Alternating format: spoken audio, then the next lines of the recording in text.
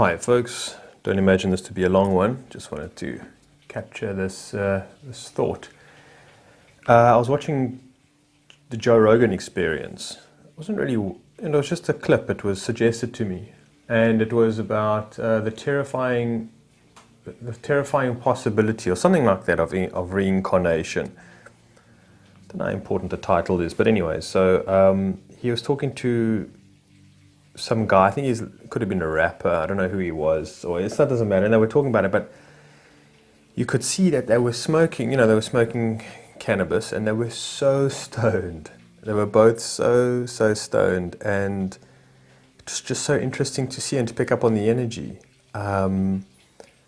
I didn't realize that they were smoking in the first few minutes, but I thought something was very strange, something's very off. Now I know Joe Rogan, he usually does smoke on his shows and things like that, which I think is an incredible feat, that he has the sort of the nerve to do it, because now, he's got how many millions of views on every single one of his podcasts. I think he did one with Miley Cyrus the other day, or no, it was Alex Jones that got 8 million or even more views, and it's okay, so he wouldn't maybe smoke on one of those, but to be able to smoke, and it's obviously some strong herb, some very, very decent herb, and to just have the nerve to do that, hats off to him. He's probably obviously very experienced in it, and knows what he's doing and knows how to handle it, and I think he does these shows live as well, so that's just I don't know. I couldn't imagine doing that. But anyway, so you just see the smoke coming up, and you can see they're really, really stoned, and they're just sort of giggling and whatever, and they're discussing this idea of incarnation. And Joe was saying that, I can't remember exactly, didn't pay full attention, but he was saying what happens if there is no reincarnation, or what happens even if there is, and it was almost because of his level of high, of stonedness, whatever it was it was gripping him for that moment. I felt, there was a kind of gripping him, because when you smoke, things become much more intense, and so that can be a reality in the what ifs. And almost within that moment, I picked up in his energy, I just saw Joe as, a regular human being, or not even a human being, but vulnerable, childlike almost in a way, and uncertain, doubtful, vulnerable, curious, what happens, what if, man? And it was just such a gorgeous moment to see, with, I don't know how many millions of subscribers he's got. He's probably, they say, the world's greatest interviewer, right, that has ever been, all right, and it's probably true. And, he's connected on so many levels, and whatever it is, he's so well known, and yet, at the same time, in his own private moments, in all our private moments, we're faced with the what-ifs. And there's almost sometimes that moment of dread, that darkness that I have felt. It's hard to explain, but it's it feels so eerie, it feels so, it feels so expansive, but not in such a nice way. It's very eerie. It's you're walking into a house and it's just massive, and it's just a mansion, and it's just, but I'm saying the lights are off, it's at night time, it's, do you hear a door, whatever it is, and you, hello, even scared to say hello, to shout, to, you're walking with trepidation, you're and you're alone. And it's anxiety, it's the what ifs, and I don't know, I feel vulnerable. Maybe it's a farmhouse, maybe there's no one around for, miles and miles, or whatever it is, or something like that. Let's say what are those, somebody who studies fossils, an archaeologist in a way. But you come across this ancient pyramid, and you're isolated by yourself. No one's ever come across it, and you walk in, and there's tunnels. The tunnels go on, let's say underground or something like that, or you come into a cave and it goes underground, and there's echoes, and it's you just don't know, and you just feel so small, and it's overwhelming. You're get me out of here, I just want to return back to the normal. I used to have this feeling when it was Friday night in my family, having a Jewish dinner around, the table and whatever it was, and I went to the bathroom upstairs. It wasn't really upstairs, but it was, the back of the house, and I was young, and I'd imagine myself sitting on the bathroom, and then just imagine, because I watched movies and crap, and like that movie It, where the blood comes out of the basin, and I was young, and I should have been watching those things, and I remember the bath, just looking over the bath and seeing, imagine I just felt like this being just came up out of the bath, whatever it is, and looked at me and went, and I'd get so petrified. I'd be like, oh, and I just wanted to run downstairs and be with everybody else and feel the comfort and be like, oh, what are we talking about now? Can I have more chicken soup, Ma, please? Or something like that, and just sit quietly and be like, ooh, shivering in your boots. You shiver in your boots. And it's humbling, and I felt that time on Psi Kadelics where you just feel like that's all there is. All there is just the unknown. It's just that feeling of just so isolated, so fearful in that way, so much what ifs, like, oh my word, and you just, like, let me go back to normal. How many of you have smoked cannabis, taken, edibles, taken psychedelics, and you're like, oh shit, I just want to get back to normal. I don't care, I'll go back and, I don't know, I'll get a job. I just want to go back to normal. I just don't want to feel this way, or whatever it is. It's just too expensive. It's just too, I don't know. It's like a freak out, man. It's a freak out. Like, people, what the hell's going on here? That type of thing. And it's intense, and it's there. And it seriously is there. This place exists. It exists, folks.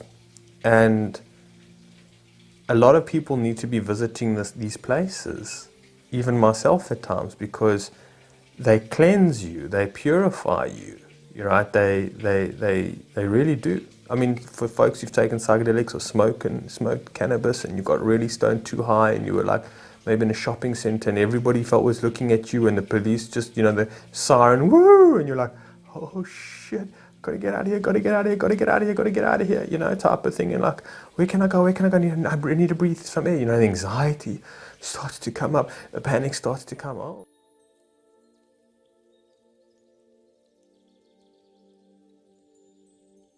Phone call interruption, of course. So I'm not obviously suggesting, I'm not obviously saying for one to be in taking some, microdosing or taking a certain amount of grams of psilocybin mushrooms and then, going into a shopping center or something like that, or to try and invoke that kind of experience of almost panic to that degree. It's not pleasant, it's not nice, but sometimes it's necessary, and it's hard to. Sometimes it's so severe, it can be so brutal that it's just you feel like, I mean, people spoken about these and, bad psychedelic trips, as they've called them, where they've been terrorized, they've been brutalized, and they just, they don't come right with it. It's like, they highly regret it. They can't wrap their heads around it. It's just so severe. I mean, Psych Substance talks about this as well, but he says in other people that there's no such thing as a bad kind of psychedelic experience. It's harsh and it can teach you things, and for a lot of people who do integrate the experience into their lives, and it turns out to be something of value, right, and not just of just pure terror and pure sort of tyranny or abuse in a way, which you can often feel. It's like you can't understand, you can't comprehend it, that you feel like, I'm not such a bad person to deserve this. It's like, I didn't anticipate this. Like, because, you feel it vulnerably, you feel it, you question, like, why does this happen to me? Why did this happen to me? It was so severe, it was so traumatizing. It's like, these are spiritual tools, and like, why would the spiritual tool be so malicious in a way, so harsh in a way? What about my sensitivity? Like, it broke me. I just feel so broken about it. I just feel so, I can't comprehend it. I can't, it's not, it just isn't just, so it's hard. So it takes the individual, it's up to the individual to try and,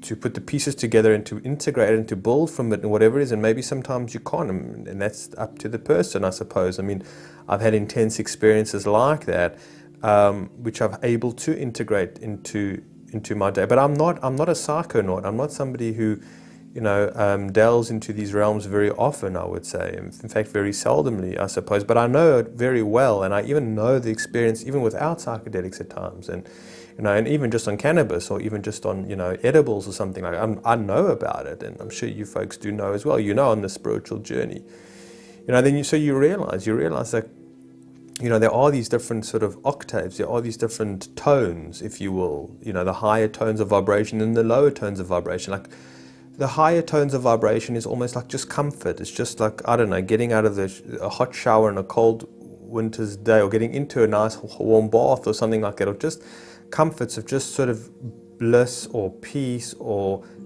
balance, just presence or something or other, or just love making, or just your favorite song, or just a fond memory that invites you, or something, just the look, smile of a baby, or just something that's just so full of life, so full of vigor, vitality, promise, and so infused with just richness and beauty and color, and just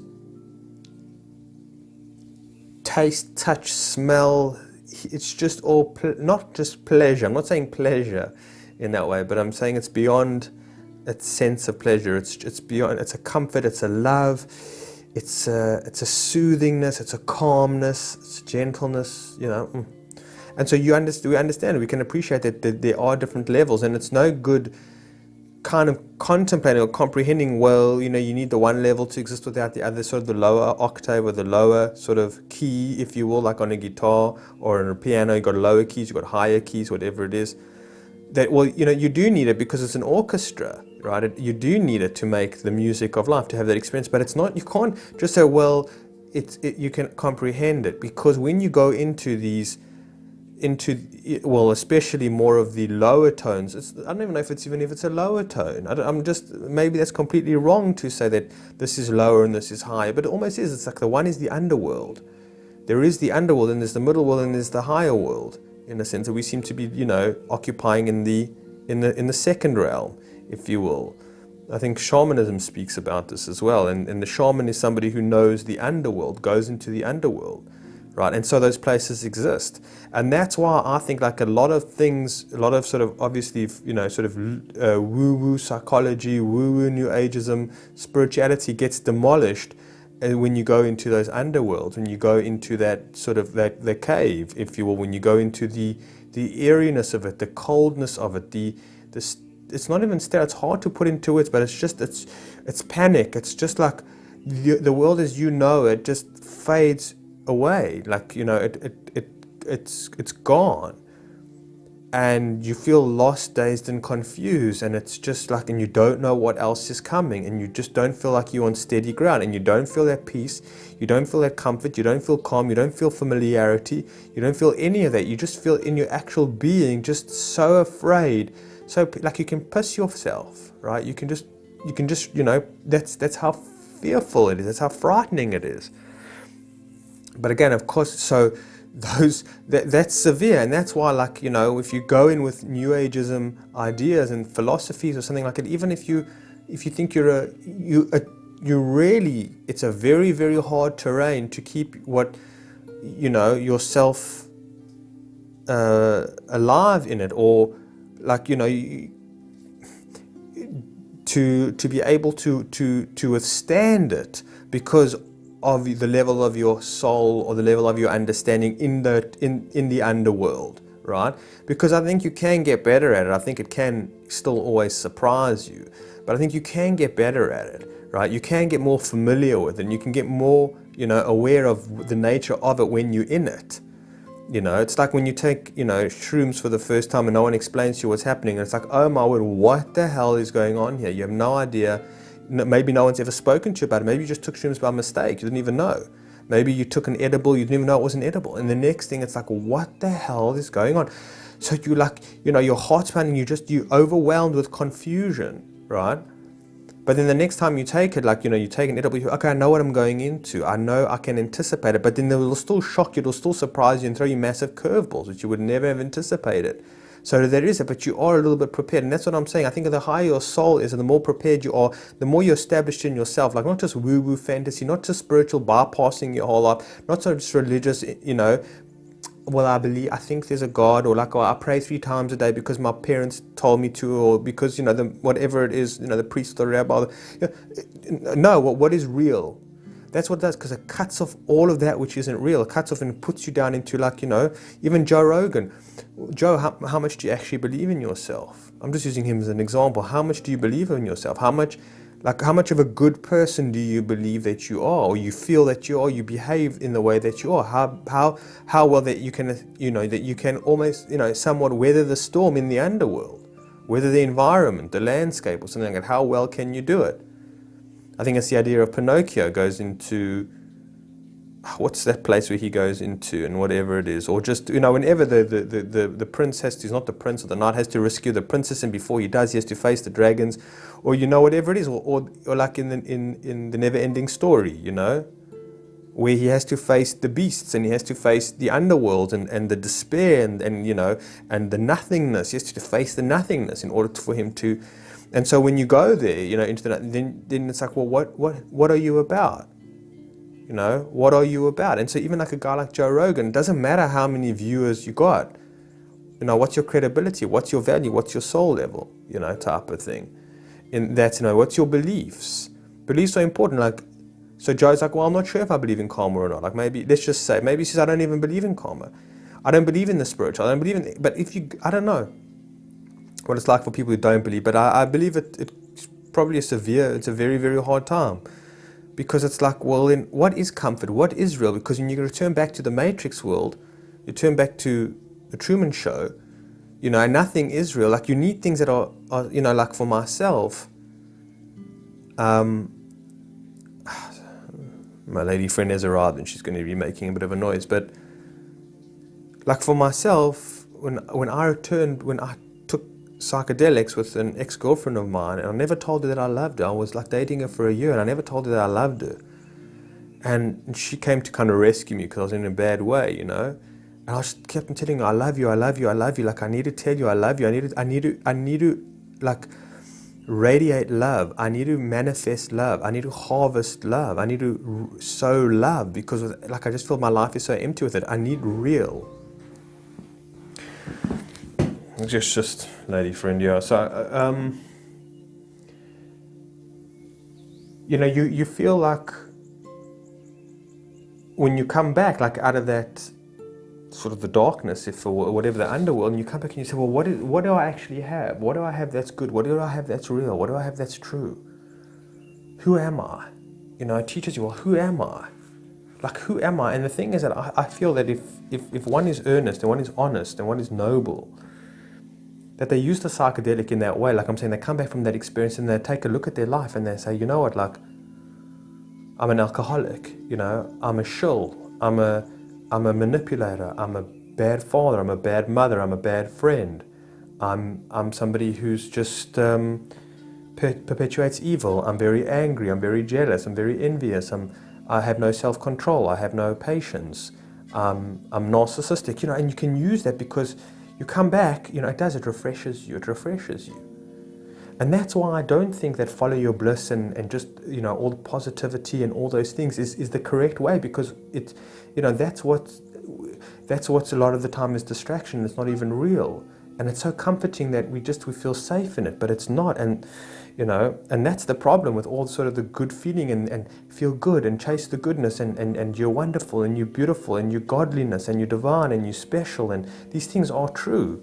But most of your life, most people and most of their lives, and myself included, are lived incongruent, to truth, to beauty, to authenticity, to love, to meaning, right? Majority of us have become narcissistic. We have become, intoxicated with culture, with lower, darker energies in a way, or whatever it is, self-entitlement, self-righteousness, which is not genuine self-righteousness, or whatever it is. And so that's it. It's like, without going into that underworld, you're not really cleansed. I don't think you really are. And that's why I think you're able to perpetuate such ideas of like non-dualism or something like that, or whatever it is. Like, you're not your thoughts, you're not your emotions, you're just the witnessing of it or something like that. And therefore you think you can get away with that kind of thinking, like, oh, I can just witness, I just witness all the time. I'm witnessing all the time, everything that's going on. And therefore, I'm observing, I'm being in the now, and whatever it is, and that's what's going to spiritually awaken me and enlighten me. That's cheap thrills, these are cheap tricks, which is for another talk. Because again, the witnessing, what Osho speaks about, and a lot of Satguru also speaks about, whatever it is, the witnessing, the observing, just like clouds, your emotions come and they go. Anything that's sort of so transient or ephemeral means that it's got no relevance. So like your emotions, even if you're sad, even if it's just anger, it's just sadness, it's just hurt, it's just pain, it's just suffering, it's just thoughts, not realizing that all these things are symptoms. These are all indications. These are all, symptoms. These are all telling you, how do you feel about yourself? Well, I loathe myself. Oh, well, that's just loathing. It'll come and go. It doesn't matter. Well, I'm very critical of myself. I'm very judgmental of myself. Oh, well, that's just a thought. Just watch that thought come and go. Remove yourself from that thought, because that thought's not you, or whatever it is. It's like, do me a favor, type of thing. Anyway, that's for a whole nother talk. And that's why, like, you can't, in the realms of psychedelics and shamanism, you can't get into like woo-woo thinking. You can't get into just these spiritual bypassings and whatever it is. And like, don't worry, we're all one. And what you see in another is what you see in yourself, and things like that. Whatever it is, it's like, you can't come up with these sort of childish, neat tricks or something like that, type of theologies or whatever it is. You can't, because it doesn't hold weight. It's not substantial. It doesn't do much, right? And not only that, but it's like you're feeding on top of everything else. Like, you haven't cleansed. You haven't purified. You haven't purified. Like, a lot of people think, well, I'm going to change my diet, which is great, but they haven't realized that they need to do like a deep colon cleansing. You don't realize, that like your stomach is aligned with all of the fatty oils and fatty, whatever, from the inside of the intestines of your stomach, all the processed foods that's stuck on the inside of your intestines, and the nutritional food can't get through that, a lot of the time. Right? A lot of your food is just wasted because, that's it. So you need to have a colon cleanse. You need to clean out your colon, and you can take it orally. I'm saying you can take shakes, you can do fastings, whatever it is. You don't have to stick a pipe up your bum, which some people are afraid to do, although people have been doing it for thousands of years, and whatever it is, and etc. But forget about that. We're just too prim and proper nowadays. You see what I'm saying? So clean out, to purify, and then to add in again, but we don't do that. So it's like, I don't know, I smell, but I don't shower, I just spray with deodorant. And I smell again, I spray with deodorant, I never actually clean. So you know what I'm saying? I'm sure there's better ideas to what I'm saying. So it's not a cleansing, it's not a purification. And so it's like, and that's why people become so grandiose with spirituality. Like, I'm enlightened, and you're not enlightened. Or I've reached moksha. And I'm in that state constantly, and I've arrived, and I have witnessed, and I've broken through, and whatever it is, and to the other side, and therefore, whatever, and these people are like veganism in that way, where they're so grandiose about, like, spirituality, there's no grandiosity, whatever it is. It humbles you, it absolutely humbles you. And so just coming back, like with Joe Rogan, I could see that, like, even for himself, even with all his fans, even with all his audiences, his viewers, his family, whatever it is, you still stand alone, my man. And I'm not saying this to him. I mean, he knows this, to whatever. But like, I'm just saying, in that moment of him talking about incarnation, it's like, what if? Because that becomes the primal thought. Your focused thought. Everything else disappears. Nothing else exists. Doesn't matter how many people know you, doesn't know how much money you have in the bank. It makes no difference. No matter how powerful you are in the world, your influence in the world, it doesn't mean shit when you focused on that pinnacle point of, like, do I live again, on the mystical, on the mystery. Everything else evaporates, and you're just met with it. It's just right in front of you. You can't look anywhere else. And it engulfs you. You're like, consumed and obsessed with it in that moment. Like, what if? What does that mean for me? What does that mean about my life? What does that mean about the time that I've been living here? What happens if I've come here so many times before and I just keep on repeating the same mistakes over and over again? Maybe I'm not growing, you know? And you get in touch with that and you get like fixated on it and allow it to wash over you and, you know, and terrify you in a way of like, yes, this shit is real. You know, it's real and it counts. It's not like, well, don't worry. You're a part of God. You are God expressing itself. You come here to experience the expression of God. And that's all you're here to do. You are perfect how you are. There's no reason to seek. There's no reason. It's all here. You're born with the Christ within you. It's just your realization. Like all of that stuff, you know, it just falls by the wayside. Falls by the wayside, you know. So anyway, I'm getting carried away. When you fixated on that idea, you know, whatever it is, it's like, I don't know. So it's easy for the third world people, first world country people, whatever it is, sitting in our, you know, our situations and not be, you know, to, anyway, I'm getting carried away. That's not what this talk is about. But humility, you know, humility and authenticity and realness, you know, authenticity, truth, always truth, you know, and to have reverence for the darkness, for the underworld, okay, for the underworld, to understand what a great teacher really is. But also it can consume you. It's no joke. You don't think you can, you know, become friends with the darkness in that way, with the underworld in that way. You can't. You really, really can't. We are advancing on this planet. We are, you know, there is an advancement of consciousness that is happening. But we, in the bigger realm of the whole universal structure, what we know so little. We absolutely know so little in these minds, monkey bodies, primates, you know, whatever it is. We absolutely know so little. It is remarkable.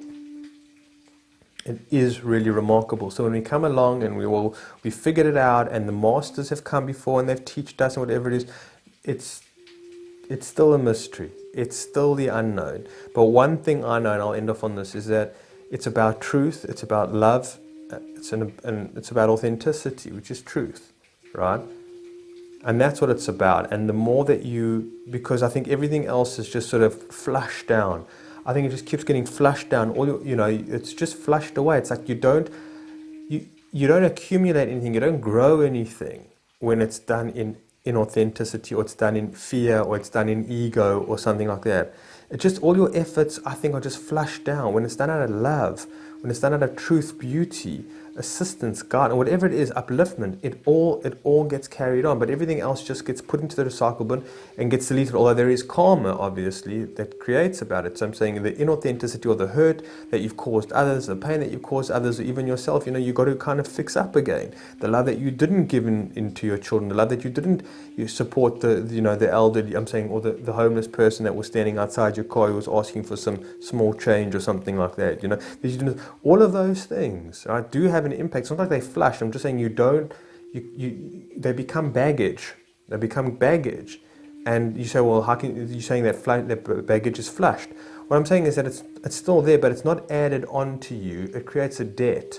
You don't get a plus. It doesn't uplift you in that way.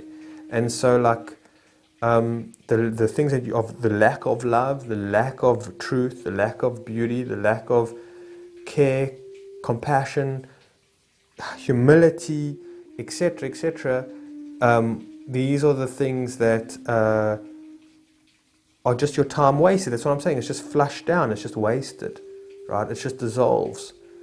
But the soul and the spirit that has been uplifted, you know, stands true.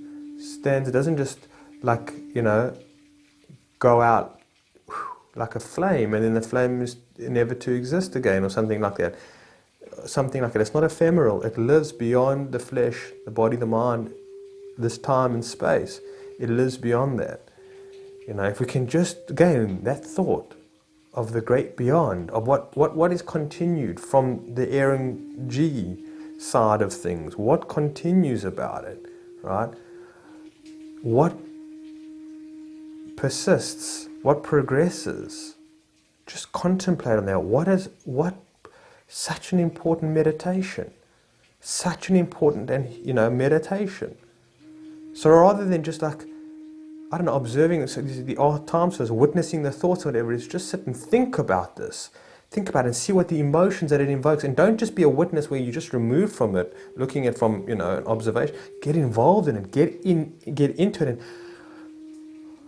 what comes up for you? What comes up for you? Let it shake you to your core.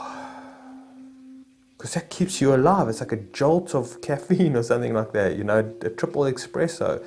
Spiritual triple espresso. You're just like, whew, my next step forward, my next step, my efforts, my journey from here on out, whatever, everything done with intention.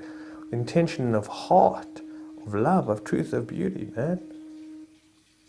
Not just observing and witnessing, and you keep on witnessing, I now keep going on about that, but we are infiltrated, we are programmed, we are brainwashed with all this type of thinking, especially the spiritual community. It's ridiculous. It's absolutely ridiculous.